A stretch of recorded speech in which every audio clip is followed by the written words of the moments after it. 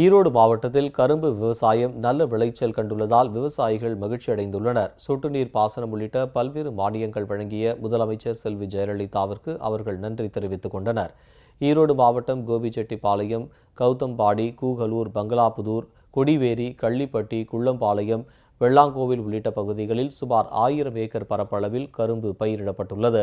இந்நிலையில் கரும்பு சாகுபடி செய்யும் விவசாயிகளுக்கு தோட்டக்கலை மற்றும் வேளாண் துறை மூலம் ஏக்கர் ஒன்றுக்கு 70,000 முதல் 1 லட்சம் ரூபாய் வரை சொட்டுநீர் பாசன மானியம், உர மானியம், தொழில்நுட்பங்கள் ஆகியவைகள் வழங்கப்பட்டதால் 11 மாத விளைச்சலுக்கு பிறகு தற்போது ஏக்கர் ஒன்றுக்கு 50 முதல் 60 டன் வரை விளைச்சல் கண்டுள்ளது. மேலும் கரும்பு வெட்டும் பணியில் 100க்கும் மேற்பட்ட கூலி தொழிலாளர்கள் ஈடுபட்டு வருவதால் தொடர் வேலைவாய்ப்பும் கிடைத்துள்ளது.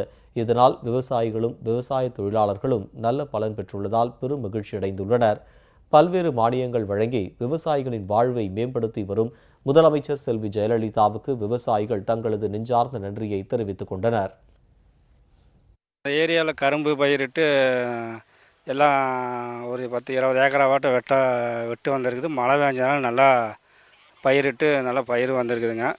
ஏக்கராவுக்கு 40 to 60 டன் வரைக்கும் விளைச்சல் நல்லா வருதுங்க. பார்த்திங்கன்னா சொட்டு நீர் அதிகமாக போட்டிருக்கிறேங்க. கவர்மெண்ட்லேருந்து ஒரு 50% மானியம் கொடுத்துருக்காங்க. இதனால் விளைச்சல் நல்லா வருது. தமிழ் அரசுக்கு இது எங்களுக்கு செஞ்சதுக்கு அம்மாவுக்கு மிகவும் நன்றிங்க. இந்த கரும்பு வெட்டினால நல்ல ஒரு வருமானம் கிடைக்குது சார். ஊரில் விவசாயம் முடிச்சுட்டு நாங்கள் வேலைக்கு வந்துடுறோம் சார். அதனால் நமக்கு நல்ல வருமானம் கிடைக்குது.